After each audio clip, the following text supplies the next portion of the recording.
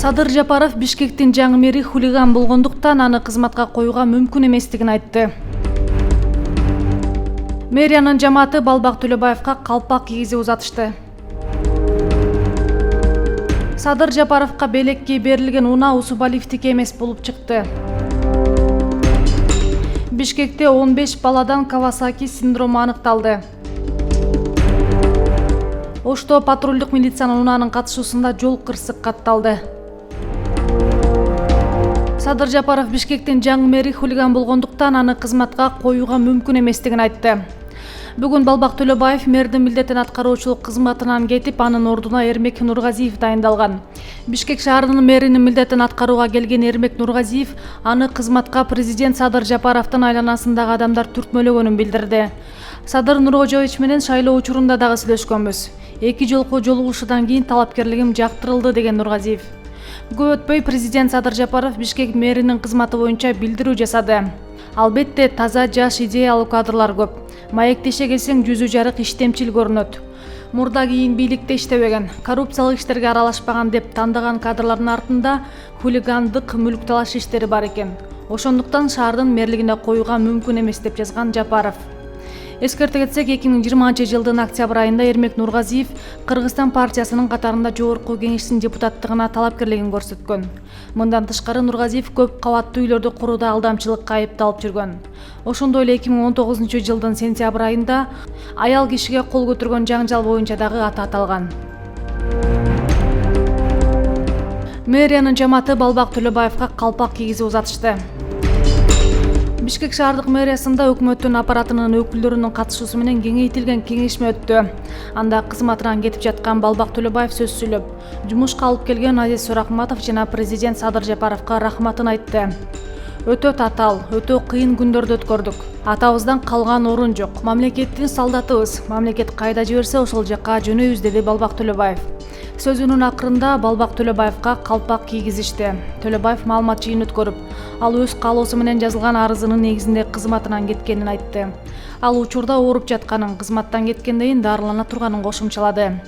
Менин миссиям бүттү деп эсептейм. Кемчиликтер кетсе кечирим сурайм. Азыр эң негизгиси мага үй бүлө. Эс алам. Эгер өлкө жетекчиси мени жумушка чакырса барам. Чакырбаса күнүм өтө берет, деди Балбак Төлөбаев. Садыр Жапаровка белекке берилген унаа Усубалиевдики эмес болуп чыкты. Президент Садыр Жапаровка белекке берилген унаа Тордакун Усубалиевге тиешеси жок болуп чыкты. Бул тууралуу Усубалиев атындагы коомдук фонд социалдык тармактагы баракчасында жарыялады. Маалыматта айтылгандай, Усубалиевдин атына эч кандай техникалык каражаттар катталган эмес. Ошондой эле ошол кездеги саясаттан улам жогорку кызматтагы адамдарга мындай белектердин берилиши мүмкүн эмес болгон. Берилген күндө да атайын кызматтын жана партиянын көз жазымында калмак эмес деп жазат фонд. Мындан сырткары Жапаровка берилген унаанын Усубалиевге тиешеси жок экенин расмий билдиришкен. Бишкекте 15 баладан Кавасаки синдрому аныкталды. Кавасаки синдрому менен ооруган 15 бала 2 жаштан 16 жашка чейинки эне жана баланы коргоо улуттук борборунда дарыланууда деп билдирди борбордун директору Камчыбек Узакбаев. Анын айтымында 2 баланын абалы оор. Азыр алар критикалык абалдан чыгып турукташууда. Бирок башка коштолгон оорулары бар. Калгандарынын абалы оор жана орточо оор. Кавасаки синдрому балдарда курч респиратордук вирустук оорудан кийин татааллашып пайда болгон аутоиммундук оору. Ошто патрулдук милициянын унаанын катышуусунда жол кырсык катталды. 9 февралга караган түнү саат түнкү 1:20 чамасында Ош шаарынын Масалиев көчөсүнүн кесилишинен милициянын кайгылуу кызматынын кызматкерлери Honda Fit үлгүсүндөгү унаа менен сүзүшкөн. Натыйжада кызматтык Lada Granta үлгүсүндөгү унаанын айдоочусу жана жүргүнчүсү, ошондой эле Honda Fit унаасынын жүргүнчүсү денелеринен жаракат алышкан. Унаалар убактылуу токтотулуучу жайга киргизилди. Жол кырсыгы тууралуу иш кагаздары чогултулуп, сотко чейинки өндүрүшкө алынып, юридикалык баа берүүгө Ош шаардык ички иштер башкармалыгынын тергөө кызматына өткөрүлүп берилди. 2 уулун жоготкон аял балдарын табышууга жардам сурайт. Кыргызстанда 3 жума мурун үйүнөн чыгып кеткен 2 бала изделип жатат. Бул тууралуу Чүй облусунун ички иштер башкармалыгынын басма сөз кызматынан билдирди.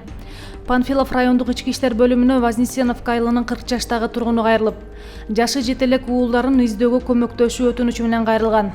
16 жаштагы Кубаныч Карымжанов жана 17 жаштагы Адыл уулу Арген 19 январь күнү саат 20:00 чамасында үйлөрүнөн чыгып кетишкен бойдон кайтып келишкен эмес. Издөөдө жүргөн адамдарды көргөн же алардын жүргөн жери жөнүндө кандайдыр бир маалыматка ээ болгон адамдар 0701 43 03 19 телефондор аркылуу кабарлап коюуну өтүнүшөт. Сузак районунда изделип жаткан 3 балалуу аял Оштон табылды. Жалал-Абад облустук милициясынан билдиргендей, 15 январда 30 жаштагы Аттокур кызы Канзада Сузак районунун Жыгач Коргон айылындагы үйүнөн чыгып кеткен бойдон дайынсыз болуп жаткан. Бул маалымат жергиликтүү басылмаларга жарыялангандан кийин кечээ 8 февралда кайдыгер эмес жарандар тарабынан милицияга маалымат берилген жана келин өзүнүн атасынын үйүнө кайтып келген. Ал милицияга Оштогу эжесиникине кеткенин жана эч кимге арыз доосу жок экендигин айткан. Искандер Гайыпкулов президенттин аппаратында бөлүм башчы болуп тайындалды. Президент Садыр Жапаров кол койгон жарлыкка ылайык Гайыпкулов Искандер Төрөбаевич президенттин аппаратынын стратегиялык өнүктүрүү, экономика жана финансы саясаты бөлүмүнүн башчысы болуп тайындалды. Буга чейин бул кызматты Иманалиев Данияр Шаршенбекович ээлеп келген. Ал башка кызматка өткөндүгүнө байланыштуу ордунан бошотулду. Баш мыйзамдын жаңы долбоору коомдук талкууга коюлду. Кыргыз Республикасынын Конституциясынын жаңы долбоору Жогорку Кеңештин расмий сайтына жайгаштырылып, коомдук талкууга коюлду. Бул тууралуу парламенттин басма сөз кызматынан кабарлашты. Жогорку Кеңештин төрагасы Талант Мамытовдун 2020 жылдын 20 ноябрындагы жарлыгына ылайык түзүлгөн Конституциялык кеңешме Жогорку Кеңештин депутаттары тарабынан демилгеленип, 2020 жылдын 17 ноябрында коомдук талкууга чыгарылган. Кыргыз Республикасынын Конституциясынын жаңы долбоорун карап, талкуулоодон кийин кайра демилгечилердин кароосуна жөнөттү. Ага ылайык кеңешменин сунуштары эске алынып, иштелип чыккан Конституциянын долбоору расмий сайтка мурда коюлган долбоор менен алмаштырылды. Сох анклавында аэродром курулушу башталды. Фергана облустук акимчилиги 8 февралда Сох районунда аэродромдун курулушу башталганын билдирди. Маалыматка караганда 4,5 гектар жерге курула турган аэродромдун учуу-конуу тилкесинин узундугу 650, туурасы 100 метрди түзөт. 1 миллион 100 миң долларга бааланган объектини быйыл май айында куруп бүткөрүү пландалууда. 2020 жылы май айында Кадам жайдын Чечме айылы менен Өзбекстандын Сох районунун Чашма айылынын жашоочуларынын ортосунда булак талаштын айынан жаңжал чыккан. Анда 187 өзбекстандык ар кандай жаракат алып ооруканага түшкөн. Алардын үчөөнө мылтыктын огу тийип, бир нече турак жай өрттөлгөн. Күбөлөр жаракат алгандардын көбү өзбек аскерлеринин элди тынчытып таратуу аракети маалында жабыр тартканын айтышкан. Кыргызстандын саламаттык сактоо министрлигинин маалыматы боюнча, Сохтогу чатактан Кыргызстан тараптан 25 киши түрдүү жаратылып, 2 адам оор абалда ооруканага түшкөн. Кийинчерээк Өзбекстанда 2020-2021 жылдары Сох районунун социалдык экономикалык өнүгүүсү боюнча чаралар тууралуу президенттин токтому кабыл алынган.